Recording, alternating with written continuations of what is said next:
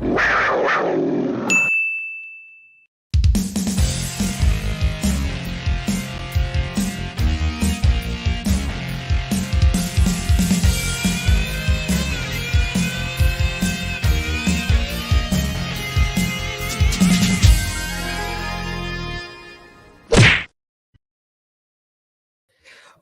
up? What up? What up? What up? What's going on, guys? What up, Maniac? Man, Maniac has been a soldier these last couple of streams, man. Thank you for joining us. Dude, just ready to go. You're awesome. That's right. We got a 5-hour time difference. It don't even matter. Maniac time don't mean nothing. He's gonna show up no matter what. What up, Bobo? And it's 6 o'clock over there. How you doing, man? I'm doing well. No, it's 9 o'clock over there. I'm sorry. Yeah, I thought I said 5-hour time difference. That's Hawaii. That's not England. I don't know 6 hours though. It's right. That was closer than I was saying. Yeah, so it's 9 o'clock over there. You guys, it's freezing balls here in Texas. Geez, so cold. And then all my stuff got canceled work-wise today. So that we were actually going to try to reschedule this stream. I was the king of rescheduling. I tried to do it yesterday, then I put it back to 1 today, and then I was like, "Hey, we can do it regular." Yeah. His work got canceled like his name was Jeffrey Epstein. Oh, I thought you were going to say somebody else. I was trying to think of another guy, but that's the first one that popped up. Epstein got canceled in more ways than one. Yeah, he sure did. All right, we got sound effects ready. Guys, we're ready to roll. So, listen, today. Wait, what show is this we're watching? Oh, this show? I don't know. What show is it? Who's the master? Which one day we got to do a video essay on that movie. The what? Bruce Last Lee, Dragon. Yeah, Last Dragon. I was drawing a blank on it, but you knew it. I knew what you were talking about. Sure enough. Yeah, we got to do a breakdown of that movie. I mean, we're gonna call this podcast "Who's the Master." We're gonna have a representation of Show Enough. It's not Show Enough, if in case anybody's out there trying to copyright strike us.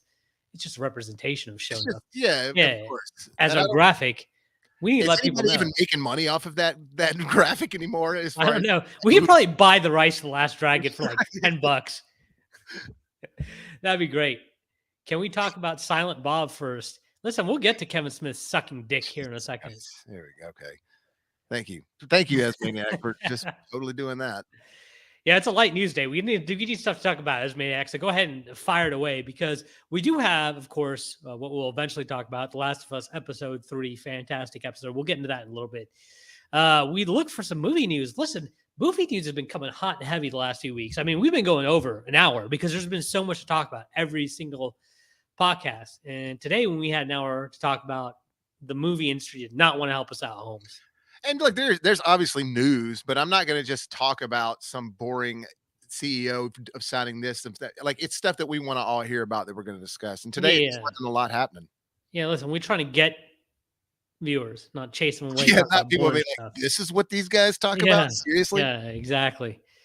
We got a little bit, though.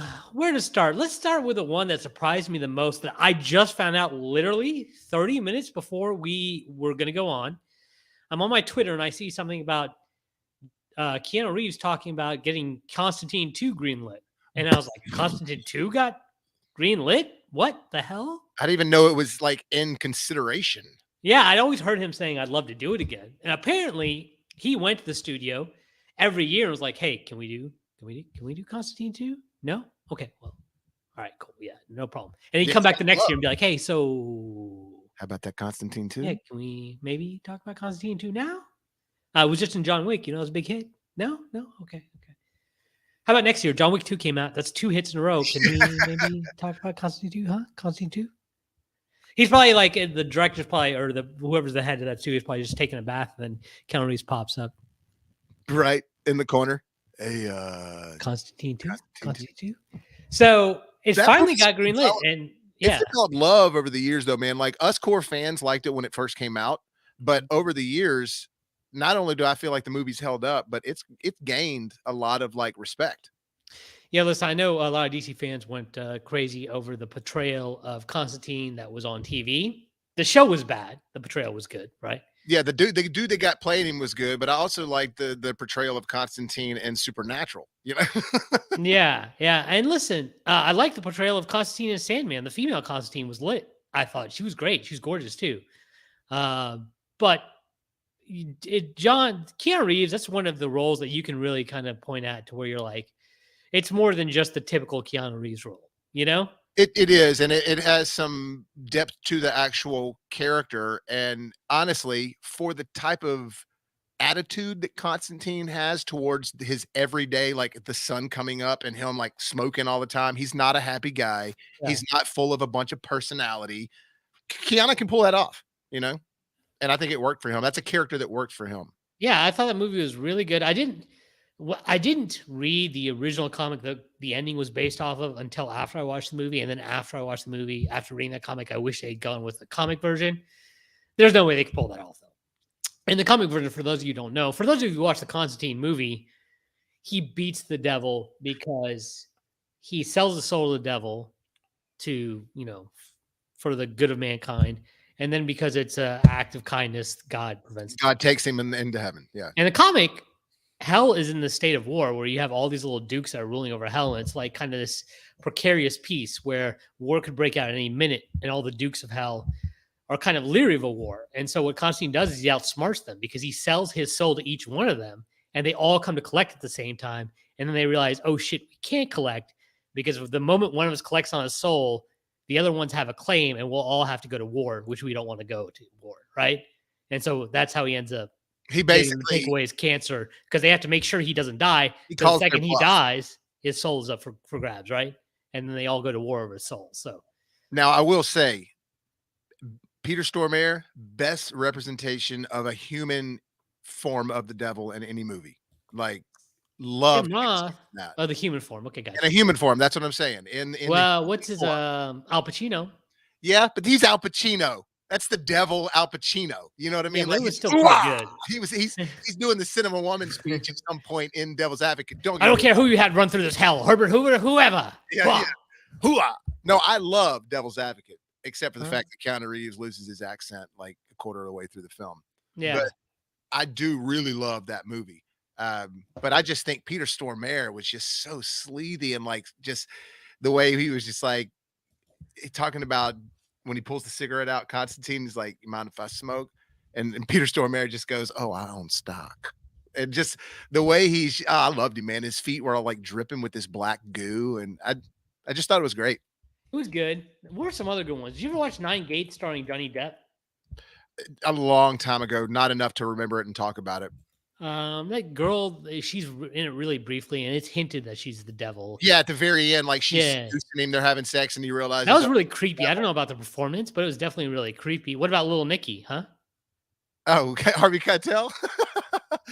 I mean, and also who plays one of the brothers of little Nicky's brother Uh-huh. is Reese Ifans, or I think that's how you say it. The guy who played the lizard Oh, and yeah. Crazy Spider-Man, and who's also the father in is Otto in House of the Dragon. So we had Jack Nicholson, The Witches of Eastwick, but dog, I got one for you. That's the goat. It's the goat for a very, very particular reason. Well, there's also Angel Heart, though. Robert De Niro. Yeah, that one's a good one. That one's a good one, especially when he That's eats a great that movie. egg. When he peels that egg with those nails. Yeah, Yeah. that's a good represent.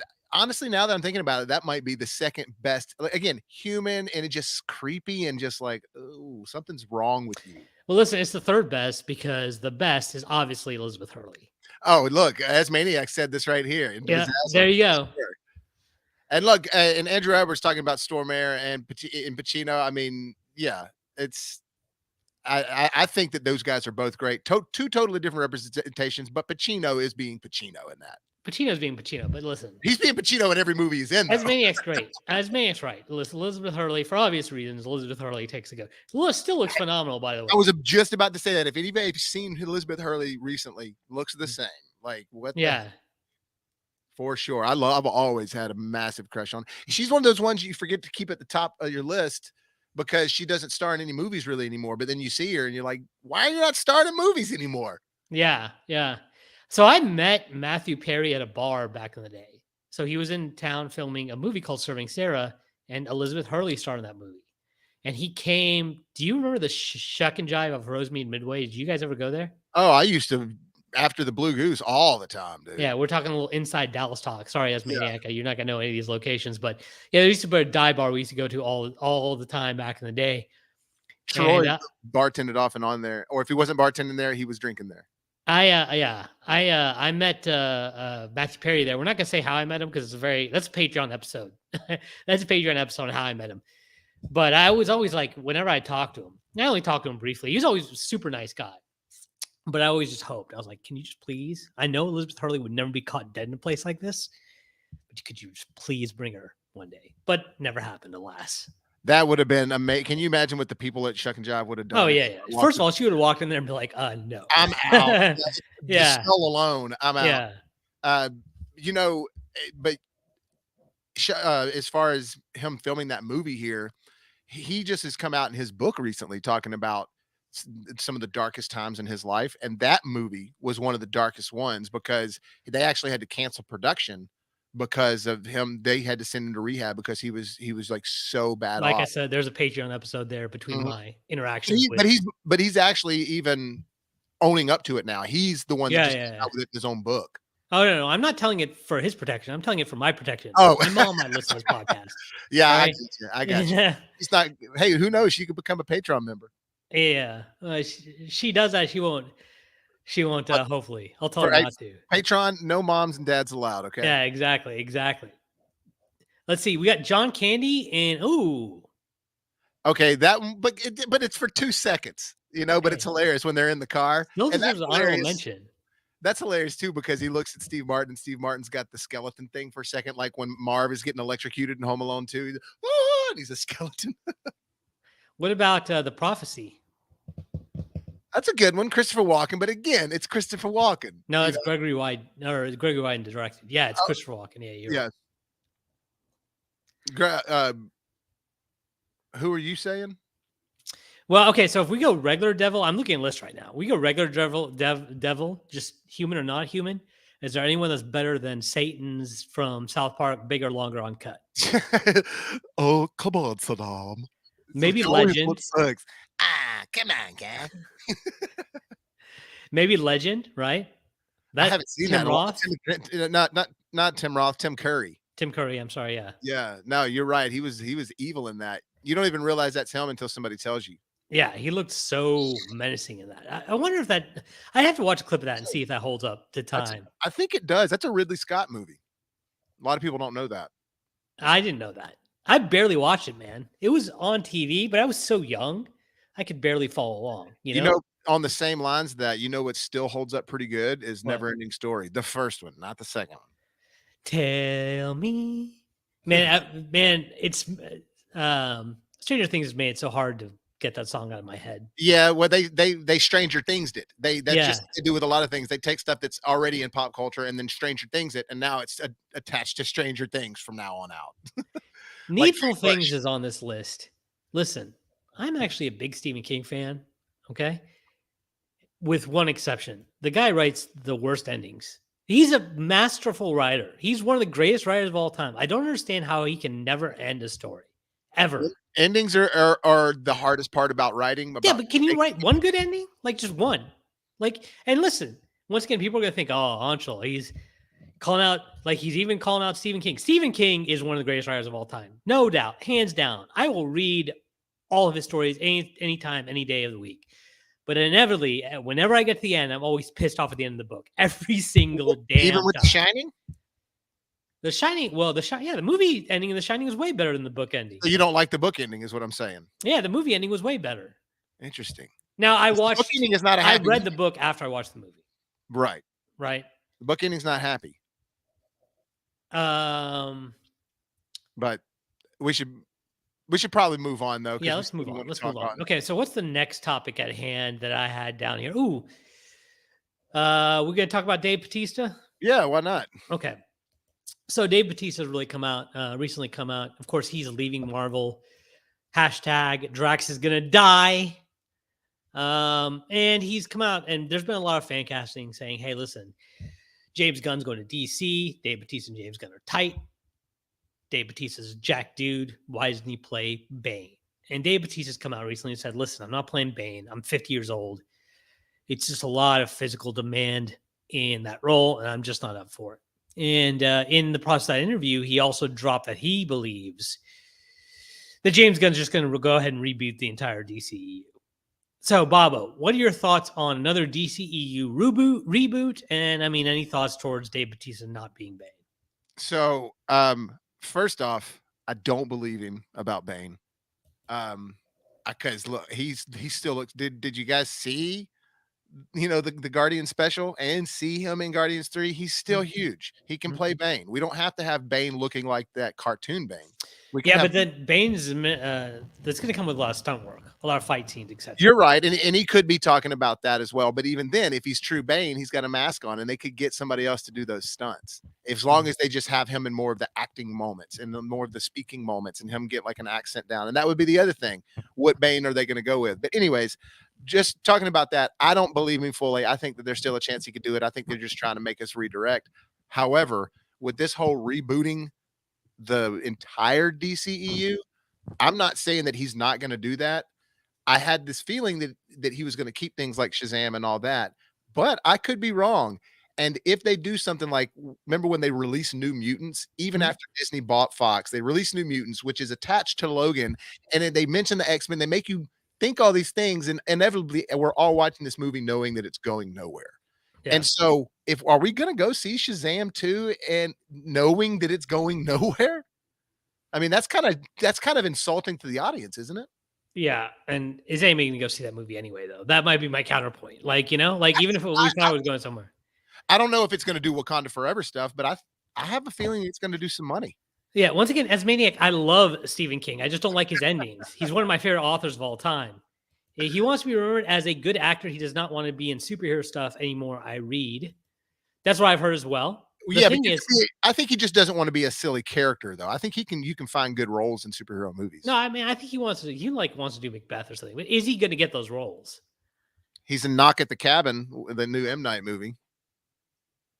Yeah, same with Aquaman too. You mean Aquaman too? Now, look, I could see them canceling the Aquaman thing after this second movie just because that first one wasn't attaching itself to any other lore into the DCEU. They were actually trying to go away from the quote unquote shared universe in Aquaman. They barely even mentioned Steppenwolf in that. They really try to do their own thing. So I could see them just canceling that and it being okay. But Shazam, the way it's connected to Black Adam, the way they're moving, I just feel like, and Superman showing up at the end of the first one, you know what I mean? Like, it has more of a connection than Aquaman ever did as far as a solo film connecting to the other movies. DCU seems to be pushing to go younger at 2 to 5 years out from any of these movies. You're probably talking about up and coming actors you never think of. That's true. Yeah. Here's the thing, though. After Flash, I think they could go in two directions after Flash, right? They could have what we call the DCEU 2, which is a new universe that's been rebooted. And with Ezra Miller as the main star, they could go to the DCEU Me Too, which would just have him, sexually assaulting a bunch of people and kidnapping and, a bunch of underage people. Creatively with Ezra Miller as your main star. Dude, there's all sorts of options. And now that's another thing. Flash. Yeah. Is he going to use this movie to reboot the DCEU to where there is some sort of an understanding on an audience level? Or are we just going to have to be like, okay, guys, here, news, extra. We're starting from scratch. Yeah. You know what I'm saying? Yeah. Listen, with a Flash, I mean, you could do like an actual story where the Flash is in jail and have your main star actually be in jail, Yeah. Like, he could really get method. He could really film on location. Yeah. Get real prison actors. Like, we don't have to get their permission. They're in prison. Yeah, exactly. So we'll see what happens. I just want a DCEU that works. And I don't want us to feel like I don't want every movie to feel like that we're experimenting with a new direction, but not sure. Because that's what every DCEU film kind of feels like. Can I get a hot movie opinion out there? I don't think the DCEU characters lend themselves to movies because I think they're too overpowered. Right. Well, not even Superman and Batman. Superman, the most overpowered hero of them all. But what I'm talking about is, same with Batman. Honestly, you could say Batman's the most overpowered hero of them all. But what I'm saying is like, stop making all these other characters and just kind of focus on these 4 or 5 Yeah, I mean, years. obviously, You know what Superman I and mean? Batman are hot properties. Like they're two IPs that everybody across the world knows, right? But Would you go see a movie called Bruce? no, would you? If it was all about the life of him and him making the decision and him like at the very last second him deciding to put on a suit or something, I'd go see that. They The already did that last show. It's called Gotham, and he doesn't put on a suit till the very end. No, Gotham again, classic DC missteps. They didn't know what they wanted to do because they started off and being like, "Oh, we're going to make this before Batman." Oh, but wait a minute, let's introduce all the villains that Batman fights, and then there'll be this like 30-year age gap between them all. You know, like Yeah. No, I think Bruce would be. Nobody wants to see Bruce. Everyone wants to see Batman. you're right, but I'm saying Yeah. if they did it like a way like Batman Begins, obviously you see Batman in that movie, but you don't see him a lot, and you don't even see him in the suit until about halfway through. No, I mean Batman's a great character, but the way they write him, make him the smartest and the strongest and the Right. best martial, that's where he's broken, right? Just too good at everything. Yeah, you got to have a guy like you and I have talked about this. Make him a jack of all trades, but obviously the villains, like Riddler's way smarter than him, so he's got to try to compensate. Bane can kick his ass, so he's got to try to compensate with his smarts. Like make it to where he has to rely on more than just being the best at everything and he wins all the time because Batman with enough prep time can beat God. I'm not buying it, right? No, you're right. Like, That's how does this guy have time to prep? He never sleeps. He's always out, gallivanting the streets at night. He's doing stuff as Bruce Wayne during the day. What prep time? This man's schedule is packed. No This man- Alfred ain't doing it. Martha Stewart got less time than Batman, or got more time on her hands than Batman. All right. And the games, especially as much as I Yeah. love playing them, and don't get me wrong, they're games. So games are supposed to be games. You know what I mean? You're supposed to play. But the way that they show Batman and his equipment and how things just always show up for him, and then all of a sudden it's like, oh, here's another self-flying Batwing showing up to help you out. Like, how many of these do you have, Bruce? Yeah. And listen, as Maniac, you're talking about Christopher Nolan Batman. Yeah, Christopher Nolan Batman was not overpowered. Correct. That's why those movies. That's yeah. Yeah. I mean, we've all agreed that that's the trilogy that we all agree stands the test of time for Batman. Yeah, yeah. So once again, yeah, look, as Maniac, we agree with you on these. Yeah, we're not talking about that. We're talking about Batman in general, right? Yeah, just the character of Batman and the way that they're, especially in the comic books, man. At some point, it's just like you need to like Nightfall. One of the best things in the world is because Batman really got hurt. Mhm. Like he couldn't. There was no winning. There was a couple of years Batman wasn't around. And Yeah. that was a great storyline leading up to that. But anyways, we're getting off And topic. we're getting off topic. We'll wrap it up here in a second. But like, you can't do it too much in one way or the other. Like, I think the Batman, they did too much in the opposite, where this guy is so dumb he doesn't even understand a bomb is about to blow up in his face. Like, Yeah. you can't be too much one way or the other. You gotta, but I yeah, agree. listen, we're gonna do a Batman centric podcast. We know I want to see Derpy and Bobby getting a Mortal Kombat style death match over Batman. I want to throw out some hot sports opinions that I've been holding back on the matter. We got to do a Batman centric pod one of these days. I hadn't seen old Derp in here yet today. Yeah. Overpowered isn't the problem so much as poorly written and plotted scripts in DC films last decade. Plus, quality superhero movies, Superman movies can be made, and the stories are there. I think a good example of what you're talking about, Andrew, that I would love to see as a movie. Bobby hasn't seen this or read it because he hates animation and art, but Grant Morrison's run on All Star Superman was the way you can do. Now, look, I've seen that. I think I still own a copy of it because at that time when it first came out, I wasn't quite over animation yet. Like I'm starting to just kind of it's a past thing for me. Read the comic books because, in my opinion, the animation is great, but they leave out the best story that was in the comic book run. Well, and it's Frank Quitely, right? That draws it. Yeah, is it Quietly or Quickly? I don't know. I can never remember, but yeah, like if you like his art from like the new X-Men and him, Grant Morrison collaborated on that. And most writers and artists are like directors and actors. They find somebody that they like and work, and then they start rolling. Yep. And they work well together. And All Star Superman was great. All Star Batman and Robin, not so much. Yeah, Frank Miller really lost it. Yeah, Frank Miller and Jim Lee. But no, I agree with you. Well, Jim Lee's art was great.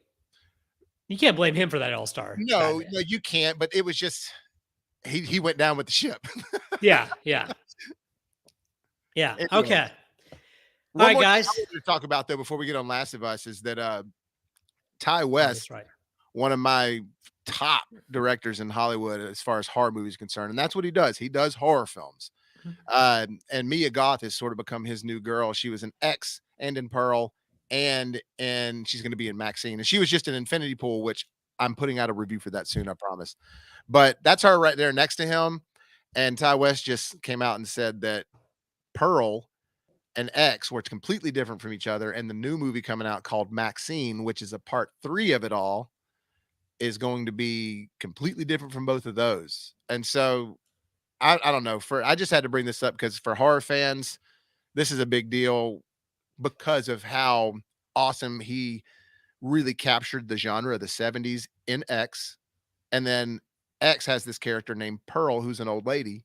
And then we had this movie come out called Pearl, who shows that old lady as a young girl growing up. And it takes place back in like the Wizard of Oz time. And so that movie has this Wizard of Oz vibe going through it, but it's a horror film. And they were just so. Does it take place on Oz, or when you say the Wizard of Oz time, are you talking about the No, 60s, the 50s? Like no, like the way that movie looks as far as Technicolor. It takes place just in Texas on a farm somewhere. But just the way it opens up, it takes place like back in the 30s, like right when films were starting to get made and they were still silent movies, you know what I mean? So it's like that type of deal. So it has the look of they actually technicolored it. So when you're watching Wizard of Oz, that was a movie that was filmed and then they had to color it afterwards. You know what I mean? So this whole movie just has that feeling of look to it. And Maxine is going to be all in the 80s, and it's going to be about a porn star. It's spelled Maxine with 3 X's. But it's a horror film. So I'm just really curious as to what he's going to do with this. It all takes place in Hollywood. It's interesting you mentioned porn, because when I first heard the name Mia Goth, I don't know this girl, right? I haven't seen these movies. So I looked her up because I was like, Mia Goth, I wonder what her real name is. There's no way that's her real name. Sure as shit, Mia Gypsy it's like Mellow. 7 names. Yeah, Mia Gypsy Mellow Da Silva Goth. When you name your girl that, you're either saying, hey, listen, you're either going to be a porn star or an actress. There's no in between. Yeah. Right? No in between. Or a model. Why didn't she go with Gypsy Goth, though? That would have been fire. Yeah, but I do think that gypsy, depending on how it's used, has a certain negative. That's true. Negative connotation. Yeah, so, they're the Romani, right? That's how you right. refer to them now.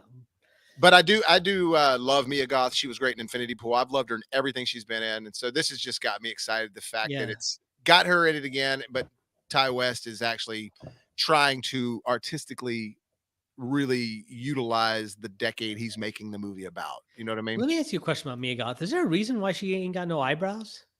Has she got a disease or something? No, they're there. They're just light colored for sure.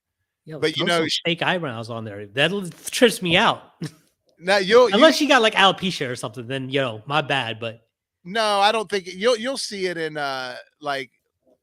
I mean, they're there. They're just light colored. They're just very light colored. Dye them bitches, Mia. Jesus, dude, I think she's great. I love her. But here's one fun fact. That's Shia LaBeouf, baby daddy. Oh, really? Yep. What do you say? I think she's dull, but I think it was a Nick Cage movie. Yeah, Nick Cage has been in about 60 movies in the past 10 years. So yeah. Including the overrated Mandy. God. Well, that's another discussion. I never said the movie's amazing. I just enjoy it. But that's all I had. I just wanted to bring that up because I love Ty West, and House of the Devil is phenomenal. The Innkeepers is phenomenal. The Sacrament, phenomenal. The guy's just a badass horror movie maker, and he never ceases to amaze me. Yo, Ty West, what up? We got 3 viewers. If you want to meet 3 new viewers to your material, you should come on, jump on a pod with us. Yeah, dude. Help us grow this bitch, Ty.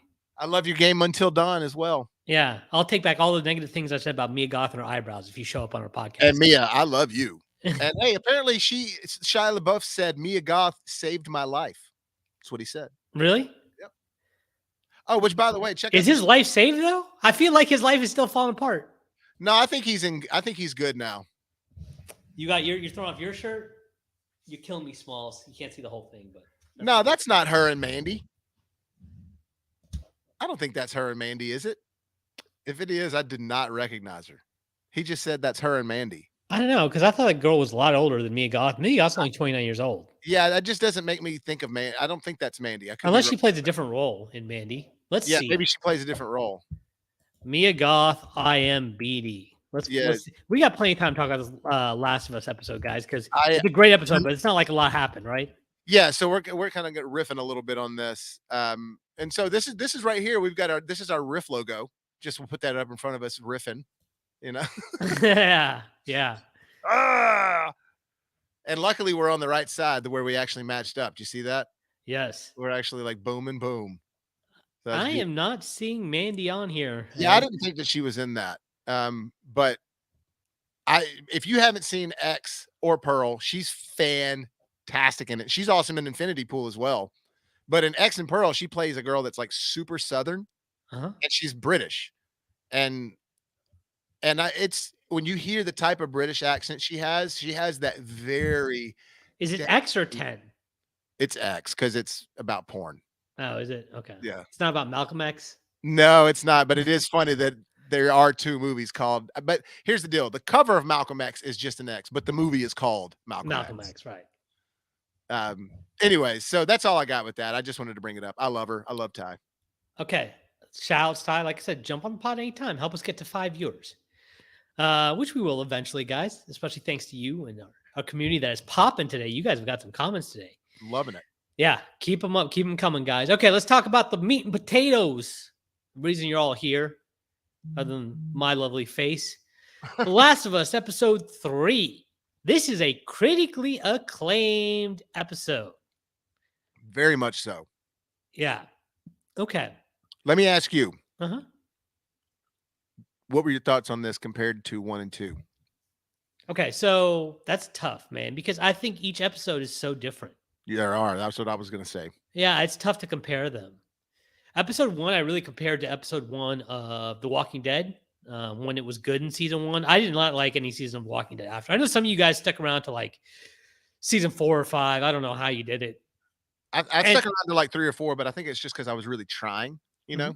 But Now, let's throw this out there, okay? So if there are those of you that like The Walking Dead and like the fact that it was all about, in later seasons, all about just, edge of your seat TV about zombies and about zombie fights and zombie shooting and Negan killing Double-crossing. people with bats, and yeah, you like that basically network TV style of always just trying to keep you on the edge of your seat and cliffhanger after cliffhanger for every commercial break, not just end of the episode.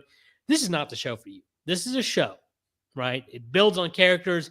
It's going to have entire episodes where it's just going to take room to breathe and really, do some good character work and some ground building and set up for future episodes. Very much movie quality. Yeah. Like it's just you don't feel show, you know? Yeah. And this episode was that. Listen, it was a great episode. Phenomenal. I loved it. But as far as stuff to talk about, it's a real struggle because it's a slow building, marinating episode, right? I mean, there's stuff there to talk about, but it's not like it seemed the last couple episodes there was so much going on. We went over time because we had so much to talk about. Well, this one, it's literally Joel and Ellie take a bit of a backseat. They're still in it, but it's mainly about these 2 guys. Yeah. It's mainly Let's talk about Joel and Ellie. Ellie first. We do get a little bit of them at the beginning. We get a couple of scenes I thought were really interesting. Yeah. First of all, we get Joel still grieving over Tessa's death and kind of taking out Ellie, right? And then we see Ellie making a stand for herself, which, from what I understand, is a little different from how it went down in the game. Is that correct? Yeah. But she also, once she realizes, and I'm jumping ahead a little bit, but once she realizes that he truly is hurting over Tess, then if you notice, she sort of like jumps into compliance. Yeah, for sure. You know what I'm saying? But I thought, once again, great character work. Yeah. Especially the way she kind of said, "Don't blame me for something that's not my fault." Dude, I literally had that in my notes, just being like, you're the one that went and wanted to do the battery. Y'all are the ones that made the choice to do this and doing this. You knew. Yeah. Don't blame me for something that's not my fault. You took this job. You knew the risks. I didn't force you to take this job. None of this was her idea. No, right? She's been drug along. Yeah. So and then Pedro Pascal or Joel, he just looks like at her like this and just goes, like that was the okay, you're right, I got you. But okay, just talk about Pedro Pascal, and I'm gonna have to skip a little bit ahead just to talk about his performance here, although we'll come right back. That's fine. So the one thing I definitely noticed about Pedro Pascal's performance that is just the way he does his characterizations. And the reason I'm saying this is because the last thing we saw him in for a long period of time was The Mandalorian. And his face is always hidden behind a mask, and his voice is always somewhat disguised by voice modulation. And that one scene where him and Nick Offerman's character are sitting there at the table, and he looks at Nikki and he's talking to him. And he just pauses in the middle and goes, "Get that gun out of my face." Yeah. I thought it was such a great scene, great delivery. And that's something it dawned on me at the moment. I was like, we don't get to see him do that in Mando because of the mask, because the voice is so much disguised. We don't get to see his facial expressions. We don't get to see that change in the facial expressions. We don't get to hear that change in tenor of the voice. And it just really made me appreciate his performance. And going back to the beginning scene we're talking about, a lot of those things that are there from them, just the looks he gives her, like when she says, "Not my fault," he doesn't say a word. He just kind of looks. He looks angry for a brief moment, and then he just kind of like you could see him processing it and saying, "You're right." Yeah, and he literally, it's not like he doesn't even go. He just goes. Yeah, just a very just slight, like half quarter-inch nod. Yeah. No, you're right. And when he says, "Get that gun out of my face," it's great because he's like, "I understand. If I was in your situation, I'd do the same thing. Get that gun out of my face." Like he doesn't even step. He doesn't even break stride. He just. But when he says, "Get that gun out of my face," that's when he's like staring straight at Nick Offerman. Yeah. We'll go back to that scene in a second because there's a lot of stuff more there I want to talk about. But then we get another good detail here, another fun detail I want to talk about. We don't want to go scene by scene, but when they go to that stop to resupply, first of all, it felt like something out of the video game. It felt like, hey, we're stuck. For sure. Yeah. But when she goes down in that cellar, like, what are you doing, chick? Oh, yeah, you're an idiot. You're jumping down there. And come on. I mean, I even felt that same way too. Now, spoiler, nothing happens, right? But still, I was like this classic horror movie mistakes. Although this girl probably never watched a horror movie, so. But it also was cool because it wasn't going the stereotypical, all right, it's time to insert a scary moment. They were like, no, we're just going to make this more of an episode that is a little bit more character driven in the sense that Ellie and Joel are learning about each other more. Mm-hmm. They're learning about their surroundings and their new sort of opportunities. And then we're learning about Bill and Frank. You know what I mean?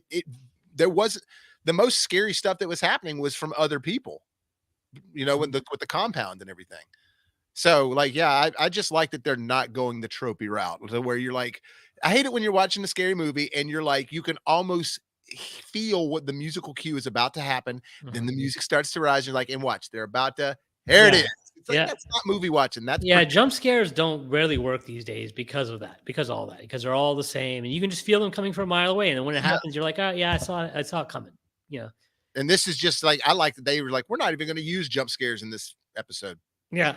Yeah. There's no, I mean, there's one scene with a zombie, you know? But it's not even, it's more of just like, oh, he's stuck. And then they like do the whole cutting thing. And that was cool because you finally get to see it. It's like, dang, inside of him. It's just, it's creepy. So we do get to meet Bill and Frank. So why don't you take us down a rundown of what Bill's like in the video game? Because Frank's not in the video game, correct? Yeah, so Bill is, and the way this all goes down is not the way it goes down in the game. So Bill in the game is who he is. He's like a prepper survivalist guy. But his arc is similar in the game to where he tries to help them and there's sort of an escape situation and they run back into him later on. There's very much trust issues, way more than they show in this. Like, you know what I mean? Like his willingness to trust Joel and them is like is almost non-existent in the game, but at some point it does kind of switch over. But you don't see this super soft emotional side with him and Frank. Frank is not even in the game. He's mentioned. They talk about him being passed away and they talk about basically he left and got out and left the camp. And then they talk about him maybe, being dead and all that stuff. And we're just referring to him in the past tense. There's no emotional buildup between their relationship like they did. Well, now I did watch a breakdown. They do show a scene in the game of Frank and his carcass, right? He hung himself before he completely turned, right? Right. And that's the first hint that you get to this relationship because Bill makes some comment about how only he would wear a shirt like that on Tuesday or whatever. Right. But so it's not like, so for those of you, and listen, we got to acknowledge this. Okay, so Bill and Frank are a gay couple, and we know there's going to be a lot of red pill YouTube that's going to be going nuts over this episode, especially because it's highly critically acclaimed episode, and that's how these red pill YouTubers make their nuts, right? They're idiots. Yeah. And so there's going to be a lot of them are probably going to tell you, well, Bill wasn't even gay in the game. This is all woke Hollywood. Apparently, well, first of all, Bill is gay in the game. You don't now. From what I understand, you see it later offhandedly when Ellie finds a copy of his Playgirl Playground. magazine. Right. Yeah, and it's not something that they focus on too hard in the game, because in the game you're playing a game. You're not focusing on this person's story. Like Mhm. in games, you're going through someone's story as you're playing them. You know what I mean? The Mhm. fact that this is a show, it needs to be different than the game. So I like that they elaborate on these two characters and dive into the fact that, like, well, if we got a hint that they actually were together, he called him his Mhm. partner. Well, let's explore what their life was like. You Yeah, know, and listen to the fans of the Red Pill YouTubers. I do understand some of the trepidation because you're right. There is a lot of woke Hollywood that is just opportunistic to try to feed on woke culture. It's just they just do it for the sake of doing it in order to try to get some they're checking positive it off a list. tweets, yeah, and try to get some money off it. And it's not well written. And I can see how some people get tired of it. This is not that case. Yes, it focuses on two gay characters, but if you can get past that, which I hope you can, it's a great story about what Ex- happens to humans in an apocalypse and how these guys meet. Where basically Frank he's left a QZ that's collapsed, and he happens to literally fall into David's lap, almost, well, not quite literally, I guess figuratively, but he falls into a pit. David, of course, is a doomsday prepper. He was happy to see the world burn. He's a survivalist. He's been waiting for this moment. He set his house up with a bunch of booby traps, and Frank happens to fall into one of those booby traps. And then David's all alone, and they end up kind of finding each other. And David, was a closet gay man, never thought he could get in a relationship, ends up finding love through Frank, and ends up finally to accept who he is. And they live a long 20-year happy life together before it comes to an end, and not in the way you think it come to an end, right, Bobby? You think in the zombies though they're both going to get 86 by some fungi, but they don't get some fungi. sacrifice in the end where they're Yeah, like, dueling it off together and they die in the heat of the battle Butch and together. But Sundance style, right, Thelma but and Louise style. yeah, in a blaze of glory. Yeah, But no, it was very emotional. Man, there was this scene basically, and again, we're going to talk about the episode. If you're watching this, you've probably seen the episode, and if not, sorry. yeah. But Esmaniac got off for that reason. He had to leave because he hasn't watched the episode. He's going to watch it yeah, soon. So yeah, that's cool. Well, and because I told him to watch it because I think he will like this one. But once you get into their last day, when he's just like, just give me one more good day. That whole scene, the music, everything, like it was beautifully done. I found myself getting extremely emotional during it, and I just thought it was awesome. And it was, yes, in a world full of death and decay, this was about something that developed in the midst of all that. These guys developed this relationship and found a new reason to even live longer together, to still hold on to life in a world where everything's dying. mhm. I thought it was great, man. And while it wasn't an action-packed episode, it was an emotionally fueled episode, which for me makes the clock pass the same way as it would if it was action. I did kind of laugh when Frank is talking about his last day. So Frank develops cancer, and he decides he doesn't want to live any longer. And he wakes up one morning and he just tells Bill that he's like, "Hey, this is gonna be my last day." And I kind of thought from Bill's perspective, how he's not really given a choice. And I just laughed thinking about some of my exes, and how that's always the way it is, right? Because if I made that decision, if I was dying of cancer and I woke up one morning, I was like, "Baby, I can't do this anymore. It's my last day." How could you be so selfish? I can't believe you would say that. How could you do this to me? You always only think of yourself. But if it was her idea, and I said, "Baby, I don't know, man. I think we should fight this," she'd be like, "How can you be so selfish? Yeah, I'm the one that has to live with this disease."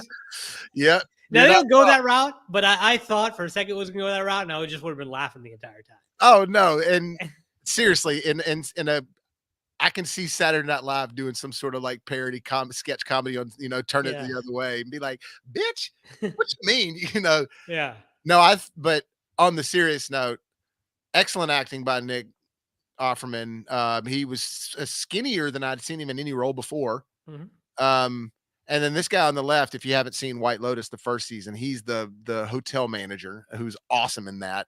And obviously HBO likes him, and so they got him to be in this. But man, outside, because I know Nick Offerman is married to Megan Mullally in real life, and they're extremely happy and all that.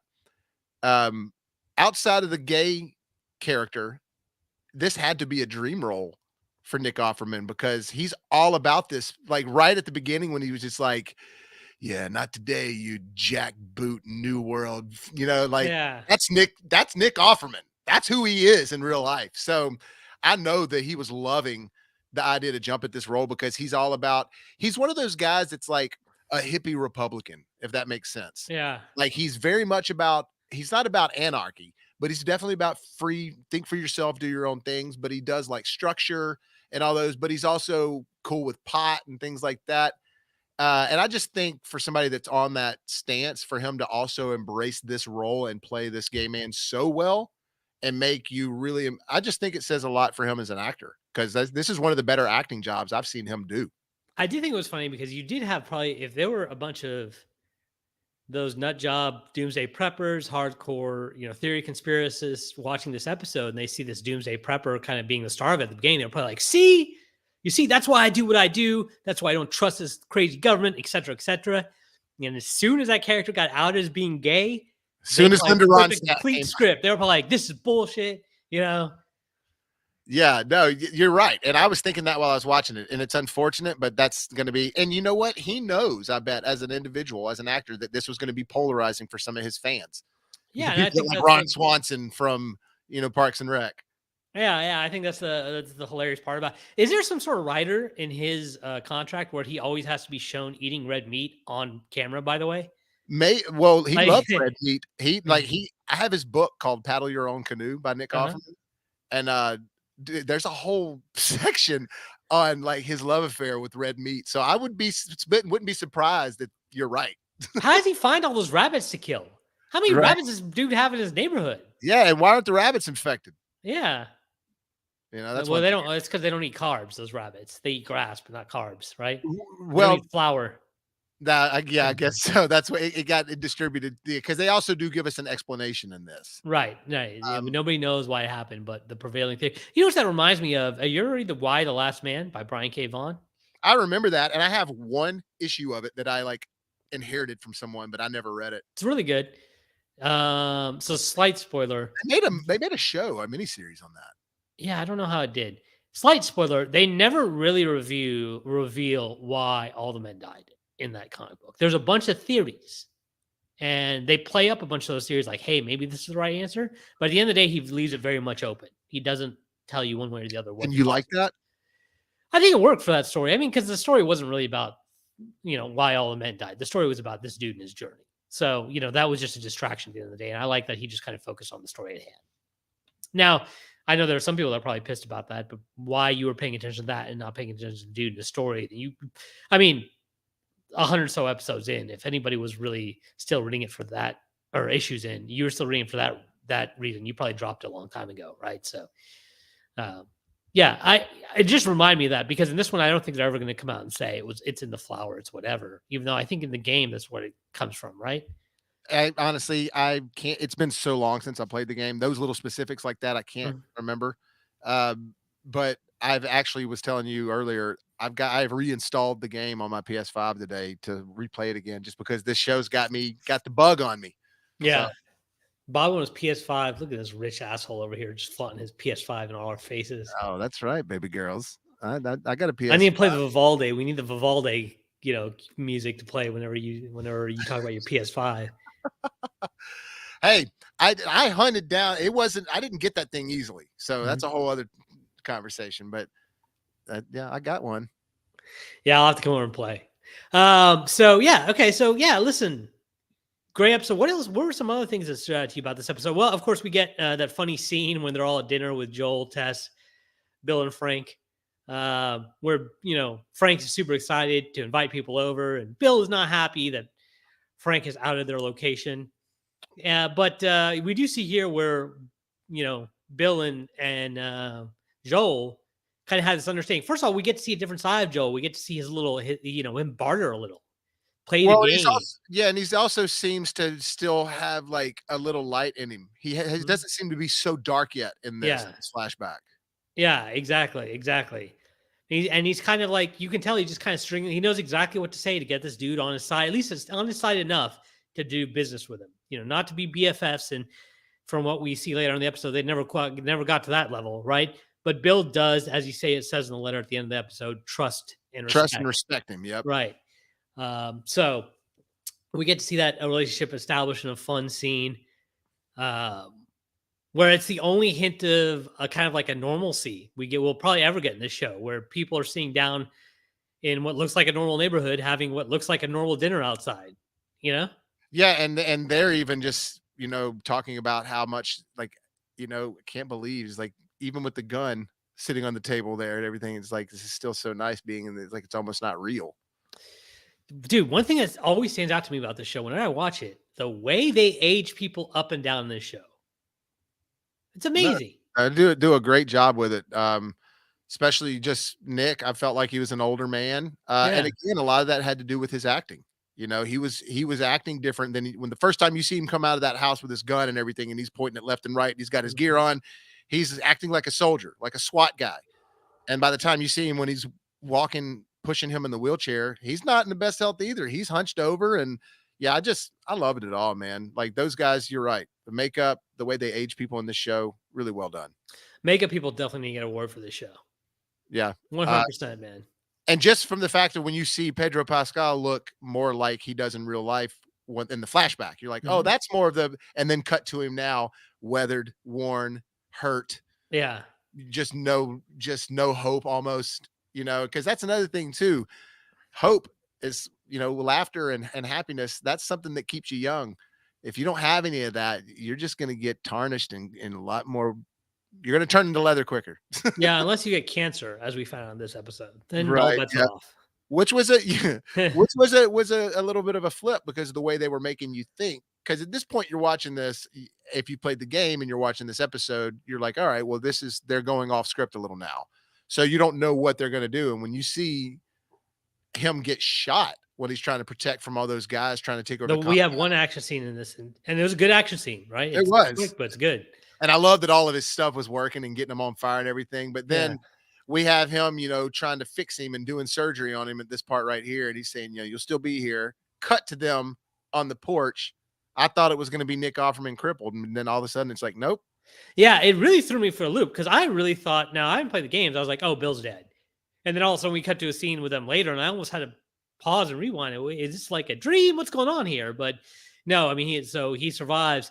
It's just weird because you think that we never get a good look at how many Raiders there are. And I guess in my mind, Pedro Pascal set it up in his dialogue. Hey, you got to watch out for Raiders. And I know in the game, they have to, Joel and Ellie have to fight through that neighborhood. And so I thought for sure the Raiders were going to take over the neighborhood. But as it turns out, he successfully chases them off, and they get to live another 10 years in that neighborhood.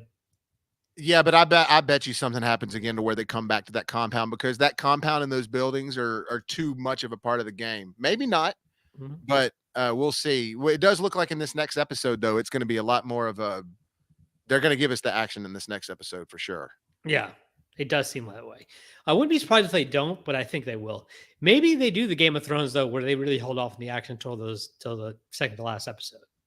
Hey, and as long as the emotionality and the action is, the emotionality and the acting is still there like it is, and the storytelling is solid, I'm fine, dude. Like I said, the clock still passes in the same feeling for me if it's action or really good emotion. It just needs to be done well. When I start looking around and looking at the clock, waiting, wondering what time it is, that's when I know that it ain't done well. But with this show thus far, I've been glued to the set. Yep. Great show so far. 3 episodes in, I'm highly invested. And man, I can't say enough good things about the directing, about the acting, about the makeup, like all the little things just that you could ask for. The series is delivering in spades. Let's just hope that, unlike Walking Dead, they can keep it going. Right? Yeah, if Walking Dead was like your daily bread that you wanted and you needed it to live on, well, this is going to be like the best pastry that you've never even heard of compared to the bread you've been eating. Because that's maybe, like I said, I think that these shows will definitely cater to different people. If you like the first season of Walking Dead, this is definitely your style. But I don't think this is ever going to go full Walking Dead where it's just going to be Negan and zombies and all this other, just network TV type pacing and action. And remember, Walking Dead has commercial breaks. This is a show with no commercial breaks. So Walking Dead is very much a style of TV where, like, I hate how you gotta have a cliffhanger before every commercial break. Yeah, at it's the like end of every Law and episode. Order or like any of the Yeah, hospital shows, like same thing. It's like, what do you mean? What do you mean he's flatlined? And then it goes yeah. to commercial break, and then you come back and it's like, oh, sorry, the machine was unplugged.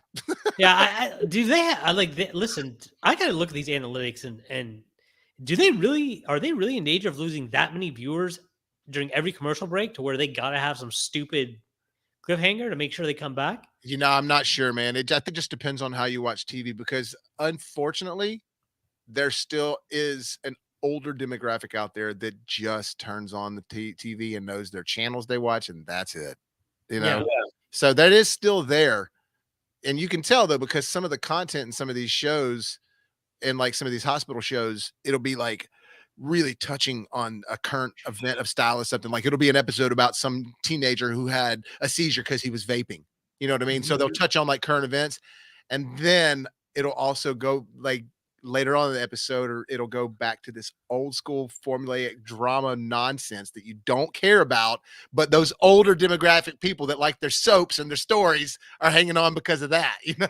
It's funny you say older demographic, but you'd watch some network TV. You watch some network sitcoms, not dramas, right? But Oh you yeah, do yeah. love your network Not sitcoms. not I can't think of any new network sitcoms that I actually like as far as laugh track sitcoms, you know what I mean? Mhm. Like, it's been a while since I think the last good new one that I actually enjoyed was maybe, like, The Big Bang Theory, How I Met Your Mothers, like, Mhm. that's like, after that, I think I was like, any new sitcom is just I think it's a played out style of show, like Yeah, Curb really ruined sitcoms for me. After Curb, I couldn't go watch sitcoms. okay, well, and that's then you notice a bunch of non-audience sitcoms start coming out, like, Malcolm in the Middle was one of the first that did it really well with Right. no Always audience. Sunny. Always Sunny's another one, but then that's also tapping into the slightly reality-ish vibe because Yeah. it's supposed to make you feel like that you're in a window of their lives, so, like, The Office and Parks and all that, no,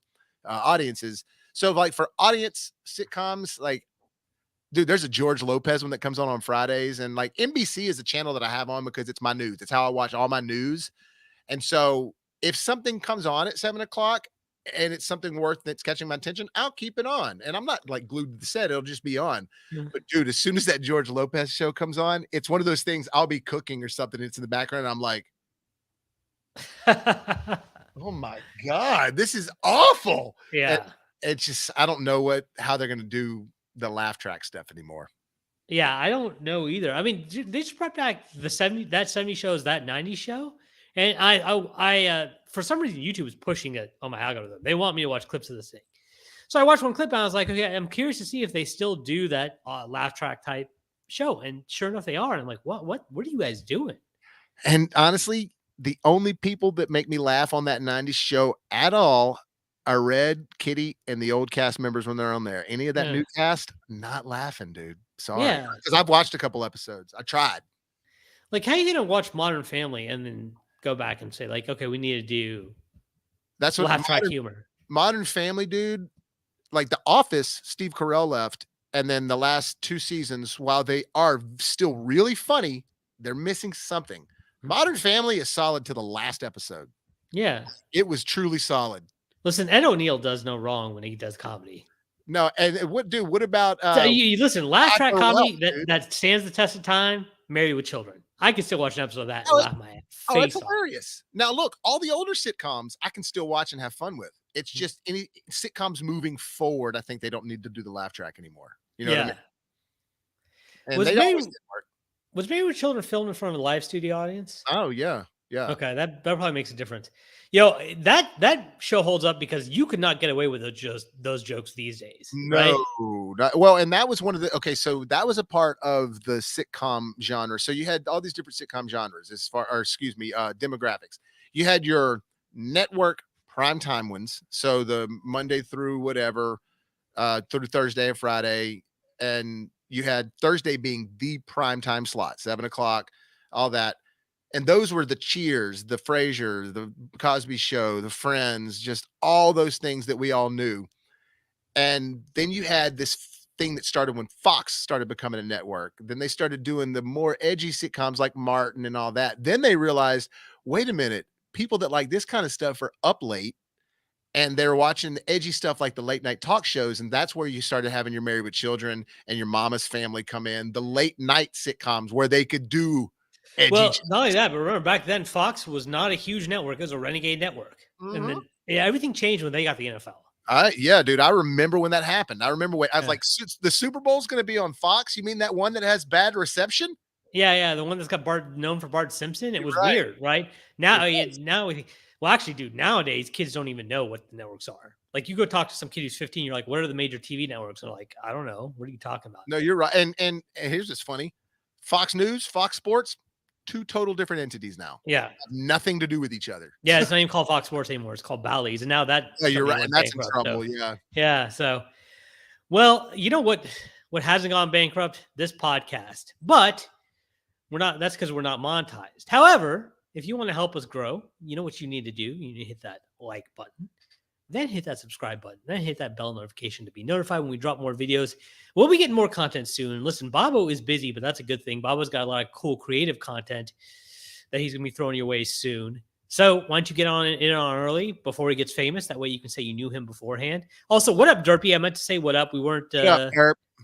Tomorrow's the day, fellas. I'm not sure what that's referring to. Yeah, Do you know? what is tomorrow? I'm sure I'll put it up before we get out of here. Hopefully. Yeah. Any movies coming out soon though? Well, Ant-Man. Tomorrow's Blu-ray releases. So, is there a Blu-ray release tomorrow that's coming out? Is the Batman coming out tomorrow? Are you excited because of that, Derpy? Oh, that's greatness. Yeah. I think I know Wakanda Forever comes out on Disney Plus on February 1st, but tomorrow's the 31st. So, yeah, I'm not sure. Well, let us know, Derp. And you know what?